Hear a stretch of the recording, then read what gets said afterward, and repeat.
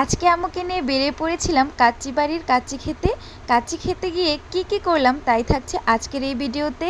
আসসালামু আলাইকুম সবাইকে। অনেকদিন পর একটা ভিডিও আপলোড করছি। আপনারা সবাই কেমন আছেন? আমাকে নিশ্চয়ই ভুলে গেছেন তাই না?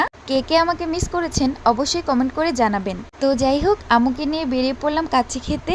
আর এইদিকে আমার খালাতো ভাই আর আমার ভাই রাস্তার মধ্যেই তাদের ড্রেস চেঞ্জ করছিল। কি অবস্থা তাই না? গাজীপুরের কোনাবাড়িতে রিসেন্টলি ওপেন হয়েছে কাচ্চি বাড়ি।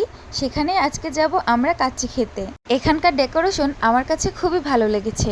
ফ্যামিলি নিয়ে কোয়ালিটি টাইম স্পেন্ড করার জন্য এই রেস্টুরেন্টটা হতে পারে আপনার জন্য বেস্ট।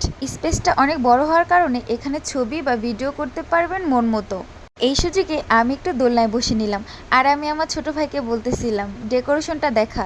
ডেকোরেশনটা এত সুন্দর ছিল যে আমার চোখ শুধু এই ফুলের দিকে যাচ্ছিল। এরপর আম্মুর সাথে একটু দোলনায় বসে নিলাম। আর আম্মুর সাথে যেন আমার কথা ফুরায় না। আম্মু আর আমি বেস্ট ফ্রেন্ডের মতো। মায়েরা মনে হয় এমনই হয় তাই না? আমার মাকে তো আমি অনেক বেশি ভালোবাসি। আর তোমরা? তারপর চলে আসলাম রানীর চেয়ারে বসতে।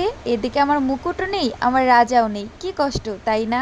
বসে বসে আমি রাজার কথাই ভাবতেছিলাম, কবে যে তার দেখা পাবো আর এই চেয়ারটা পরিপূর্ণ হয়ে যাবে। এসব ভেবে লাভ নাই, তাই চলে যাচ্ছি অর্ডার দিতে। বাই দ্য ওয়ে, এই বোরখাতে আমাকে কেমন লাগছে অবশ্যই কমেন্ট করে জানাবা। এই তো আমাদের কাছে চলে এসেছে। টেস্টও মোটামুটি ভালোই ছিল। তোমরাও আর দেরি না করে চলে আসতে পারো কাচ্চি বাড়ির কাচ্চি খেতে।